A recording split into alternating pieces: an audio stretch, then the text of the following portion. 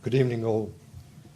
The President, the Deputy Chief Dental Officer, all deans, present and past, friends, colleagues, and honoured guests. I extend a warm welcome to you all, especially to Andrea Pendlebury, who is here with us this evening. I'm greatly honoured, as the Faculty of General Dental Practice UK's 7th Dean, to deliver this, the third Malcolm Pendlebury Memorial Lecture, especially as this is during the faculty's 20th anniversary celebrations. This is no longer a fledgling faculty. It has come of age and has become an established presence and force in the world of UK dentistry today. It has got here by achieving much that Malcolm would have been very proud of. In the time since I was elected 3 years ago, I've had a unique vantage point from which to view this faculty's progress. Today, on behalf of the faculty, I hope to share and review these achievements to date and to suggest what could be the faculty's future plans and ambitions by looking ahead to the challenges we will all face in the next 20 years. But first, I would like to pause at this juncture and to report on a happy event. This morning, the faculty board elected Trevor Ferguson as my successor to take over from me after the June 14th board meeting as the faculty's 8th Dean. Please join me in offering our heartiest congratulations and good wishes to Trevor. I would also request of you to give him the same solid support, help as necessary, and constant encouragement that you have been generous enough to give me so that he can continue to take this faculty to even greater heights. Trevor, where is Trevor?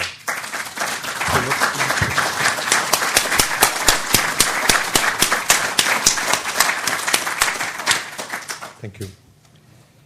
As my tenure of office nears its end, I have the opportunity to be more open and perhaps even bolder in what I have to say today. It goes without saying that the views to be expressed here this evening will be my own personal ones and are not necessarily those of the faculty or its board.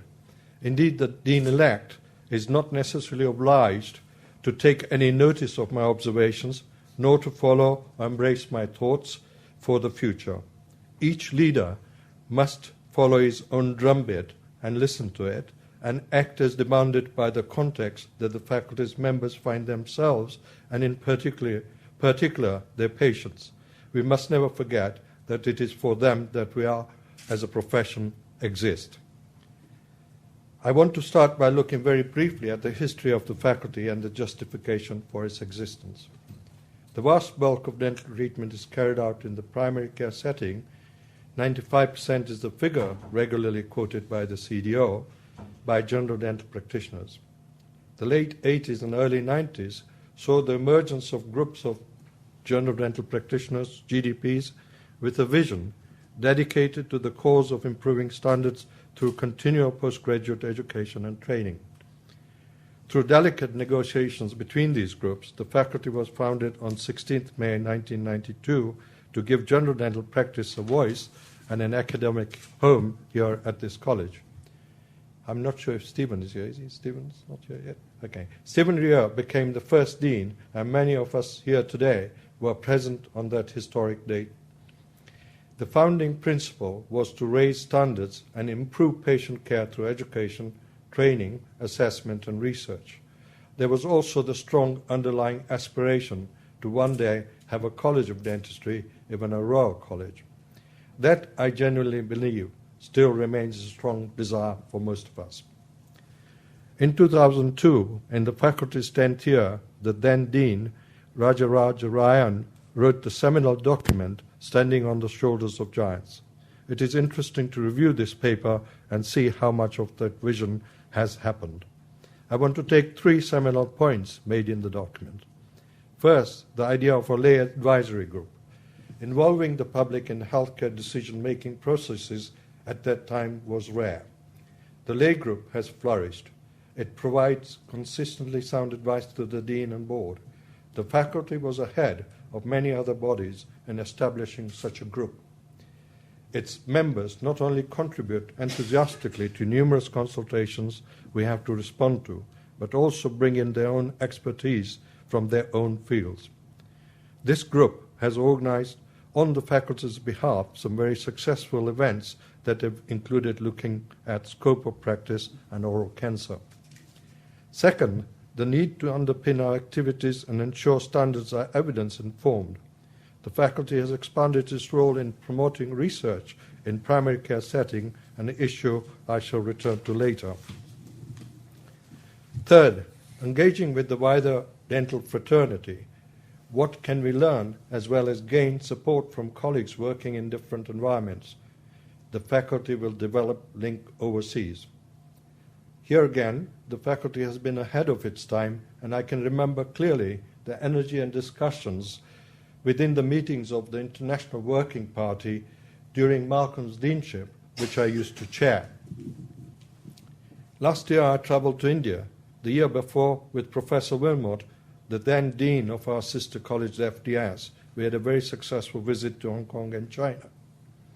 Over time, we have also developed links with several countries in Europe, Africa, and the Middle East and Asia. Each visit allows an exchange of ideas from which we learn. There are some board members that believe we should not be doing much overseas so that we can concentrate on our members here. This, I would argue, is a very short-sighted view. With the accelerating pace of globalization, in many professions engaging in overseas initiatives is a necessity. We hold a strong reputation for leading in education and training. For this to continue, we owe it to future generations to maintain this lead in this ever-competitive world. All successful relationships need to be worked on. To flourish, the parties involved need to open to new ideas and experiences, to give attention to the other party, to be available, and to be proactive.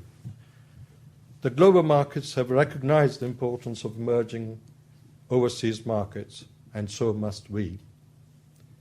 But on the downside, not all issues identified in Standing on Shoulders aspired to come to fruition, the most outstanding of which is the failure to appropriately recognize the GDP, who has pursued postgraduate education as a commitment to continual professional development. Let me give you a simple example. With the exponential rise in numbers of dental students and dental schools in the world in the last few years, there is known to be a lack of clinical teachers. Part-time GDPs are, of course, very welcome by the dental schools and valued by students. However, despite the invaluable experience or additional qualifications, they have little accompanying status or rights. My contention is that many of these faculty's fellows, with their combination of skills, would make excellent and inspirational teachers. Their skills, knowledge, experience, and perhaps above all professionalism must be suitably recognized and rewarded, and this is going to be an ongoing campaign. I turn to more recent developments, first to provide a background before we outline all the faculty's many successes to which all past deans and boards and staff have contributed. We now have a well-established climate of collaboration and cooperation through open channels of communication with other professional bodies and stakeholders. In the first few months of office from June 2009, the majority of time was spent on some serious soul-searching to a question posed by our landlords, the Royal College of Surgeons of England. They wanted to know whether in the long term we wanted to become an independent charity in our own right or remain at this college for the near future and become more integrated within the college. Advice was sought from outside, other similar or friendly bodies, past deans, and the divisions. Internally, we set up working groups made up both of the staff and board members to consider all the options. After a huge amount of information gathering, external professional input, and much discussion and debate, it became clear that in terms of resources, financial, manpower, expertise, we were not yet at a stage when we were ready to fly solo, and would therefore benefit by remaining under the Royal College of Surgeons umbrella for at least the next few years while we grew bigger and stronger. Our decision to remain at this college was unanimously carried out at the June 2000 board meeting. Subsequent to that, from July 2011, the FGDP UK were given 2 seats on the college's council by a co-option of the Dean and First Vice Dean Trevor Ferguson. Previously, the faculty's dean sat on the council as an invited member with no vote. The voice of dentistry at council has therefore doubled, as our sister faculty, the FDS, has also 2 seats. I must record our gratitude to the current college president, Professor Norman Williams. He has tried particularly hard to make the dental faculty fraternity feel part of the college and council. Debate there is very robust, covering a wide range of issues, but what is most enlightening is that other health fields have the same problems and issues that we face ourselves. Finance, membership, engagement with the public and outside bodies, with legislators, regulators, and the next generation of professionals. Sounds familiar, doesn't it? In parallel with our college discussions, we were also engaged with the FDS Dean and his board. As with our overseas links, much is gained through personal relationships, and I would like to acknowledge the excellent working and personal relationship I managed to achieve with Derek Wilmot. Following informal meetings, key members of both boards met to explore common ground. This eventually led to the establishment of a joint dental council of the dental faculties of Royal College Surgeons, England.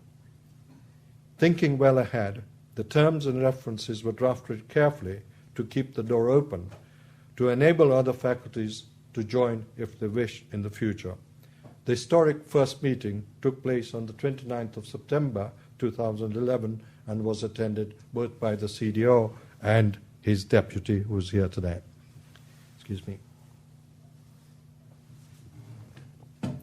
In my opinion, the greatest service and success that the 2 English faculties have provided for our young dentists was the amalgamation of the MFGDP UK and the MFDS to form the MJDF, the Membership of Joint Dental Faculties Diploma. This has removed the confusion that faced them at an early stage in their careers to be forced to decide which path to follow. The MJDF has become the single entry point for both primary and secondary care, and it is mapped to the National Foundation training curriculum, providing a sound assessment for the modern reflective young practitioner, and with the increasing numbers sitting it, although currently not mandatory, hopefully will become a normally accepted and a normally expected requirement. All the UK dental faculties can and must take a leap of faith and work together to provide even a greater service to future dentists by having one national assessment for all our UK foundation dentists. I have confidence that the current leaders within UK dentistry see the sense in this. The politicians in Scotland may want to separate, but please let the professionals work together even closer. We are, after all, a small community. Divisions with a coalition are never seen as favourable. The Royal College's president, in the short time he has been in office, has shown real leadership by stopping the internecine wars between the colleges. If our parent bodies are now working together closely, surely the dental faculties can also do so. What is there to stop us joining forces to do the right thing by our next generation? And if we don't, will they ever forgive us? The current meetings of the dental faculty leaders happen informally through the joint meeting of dental faculties, which includes the 3 UK colleges and Royal College of Surgeons, Ireland. The FGDP was traditionally only an observer there, but after months of difficult negotiations and bargaining, it seems that the faculty will be allowed to become a full and equal member soon. Needless to say that we had to show magnanimity during the delicate negotiations to enable progress to be made so that this body could get on with its core business of dealing with major issues facing the profession and the central principle of ensuring the best care for the public rather than getting bogged down with minutiae as it was doing. Recent events should give the UK deans and their boards and colleges a wake-up call. Certain high-profile individuals outside of the current dental faculties are seeking to form a college of dentistry. They do not represent any one established body. While welcoming their support, it is the dental faculty's right and business as standard setters to lead on the forming of a college with their core of fellows. The external initiative may be just the right catalyst for the UK dental faculties to minimize their differences and work towards a greater goal and the ultimate prize, this College of Dentistry. The question is, will the standard setters take up the challenge and become the standard bearers for a common voice for dentistry? We have already touched on the faculty's examination success with the MJDF. Our education programs have also had equal success by being modular, carried out during what could be termed practitioner-friendly hours at weekends, spread over a reasonable time period and tying it workplace-based practice, peer review and mentoring. The flagship implant diploma has been exported to Europe and Hong Kong and its format copied elsewhere. Similarly, the restorative diploma course is much sought after by practitioners wishing to enhance their skills. Many of these GDPs, exposed for the first time to these new ways of learning, go on to complete a master's degree and some even sign up for PhDs. As everyday practitioners, they probably never believed they would end up following such an academic path. The Leadership and Management diploma initiated again in Malcolm's time is another program ahead of its time. Others have only just begun to get to grips with the leadership training. This course has given many a high street dentist the confidence to use these skills to apply for posts in wider healthcare where they would not have thought about before. It was disappointing that the Faculty of Medical Leadership and Management, founded last year, initially allowed only secondary care dentists to join. However, after much lobbying by us and support from the college, I am pleased to report that they're now going to allow our full members to join too, from April, I believe. As a standard-setting body, the faculties publish good practice guidelines and other publications are now well accepted in primary care matters here and abroad and provide essentially essential ready information for busy practitioners. Research carried out in practice by everyday practitioners was a founding cornerstone of this faculty. The FGDP Research Committee now has reciprocal representation on both the FDS and Royal College's research committees. Commissioned by the GDC in August 2011, the faculty conducted a literature review on the impact of CPD in dentistry. We collaborate with numerous bodies to promote and carry out research, and our research agenda is certainly expanding rapidly. The dental care professionals, commonly known DCPs, research days are becoming a regular part of the calendar. The last one in December 2000 was the third biggest and the best to date, judging by the numbers attending and the feedback received.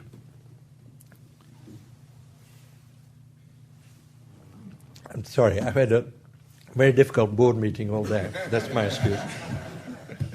So if I look a bit tired, you understand why my board members did to me today. This brings me nicely to the subject of the rest of the team, the DCPs.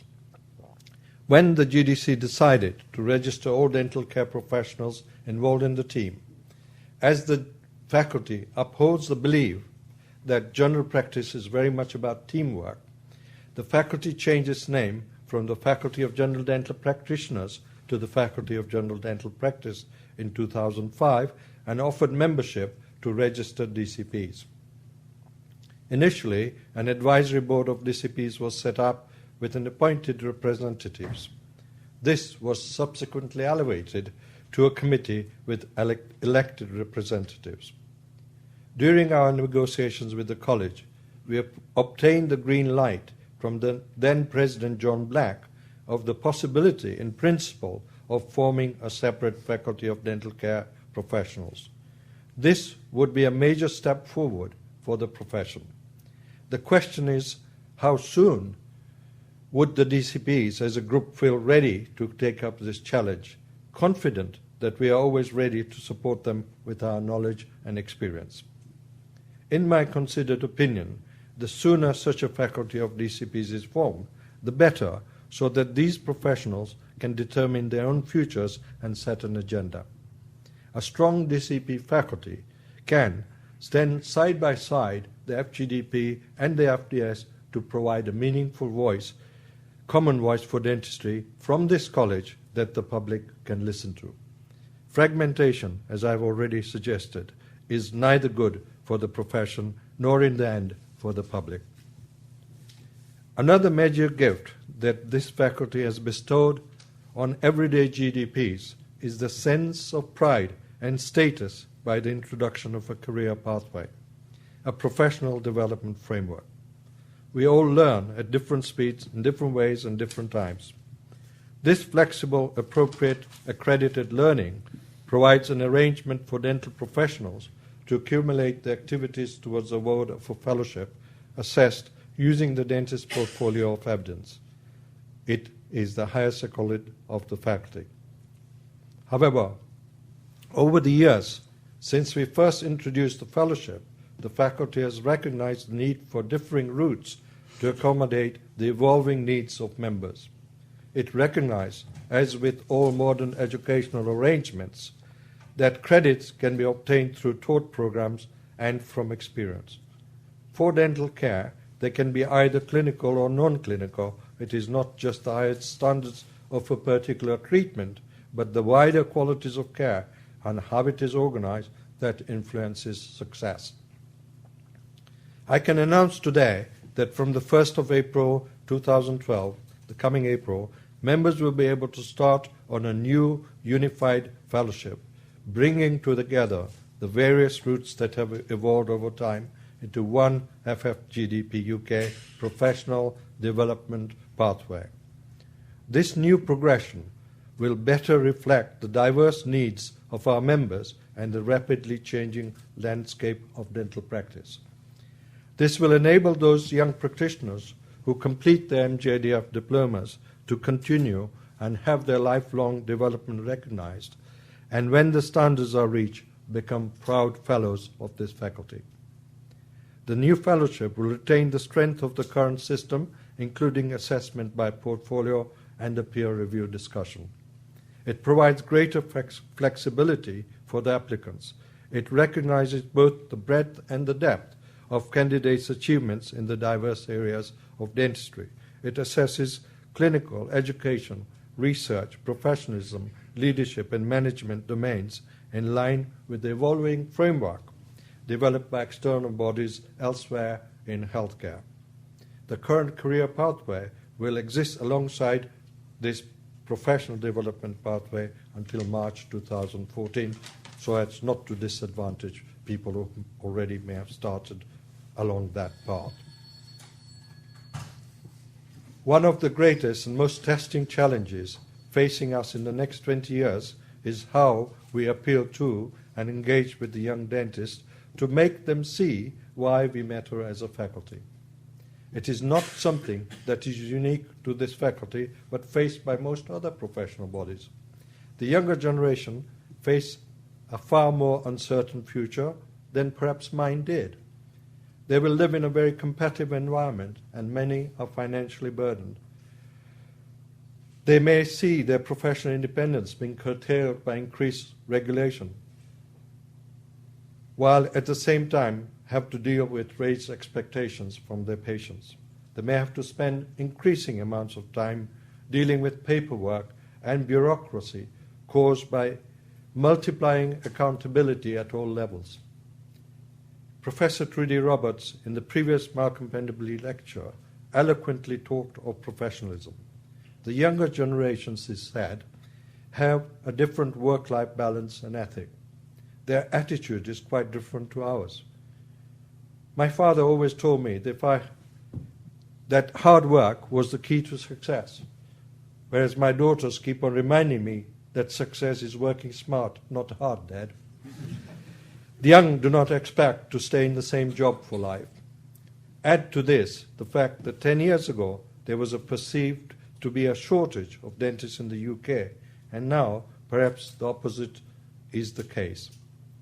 The only way we can then work with the young dentists of today is to try and understand both them and the world they will inhabit.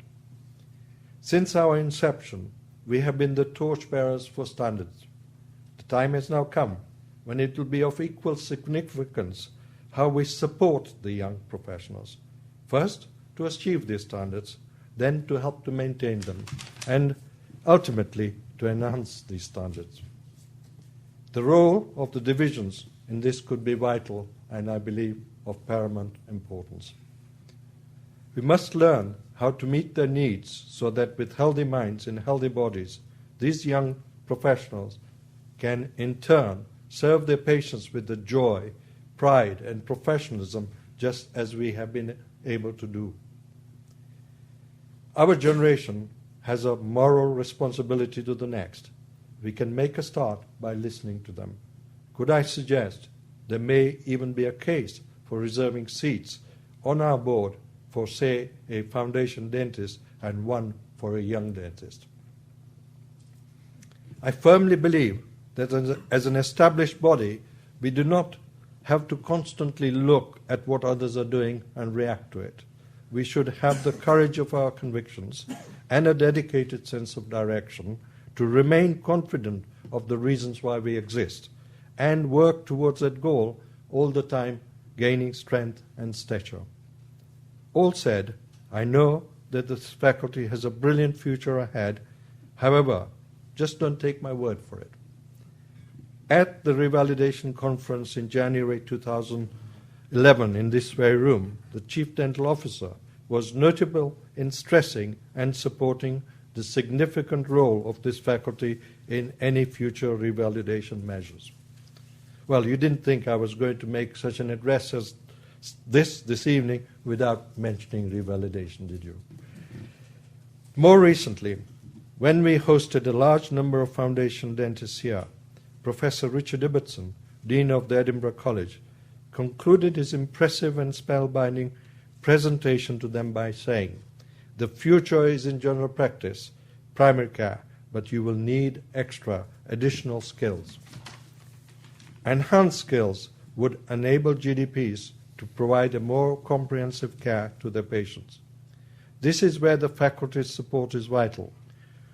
The Dentists with a Special Interest concept, created in partnership with the Department of Health, has to date had a limited impact of care delivery in the primary care setting.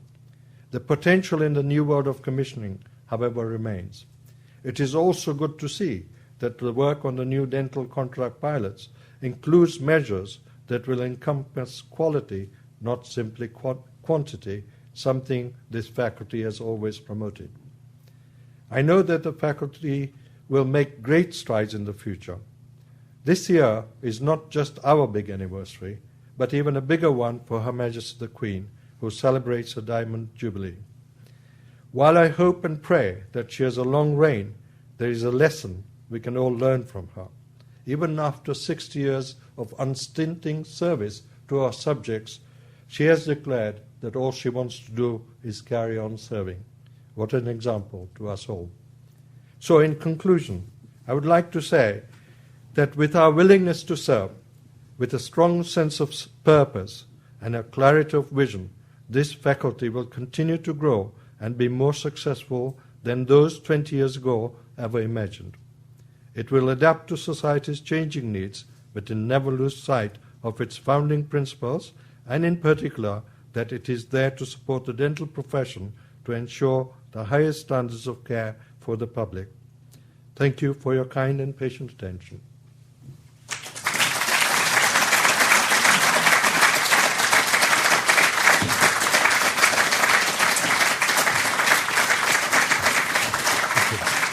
Thank you. Thank you.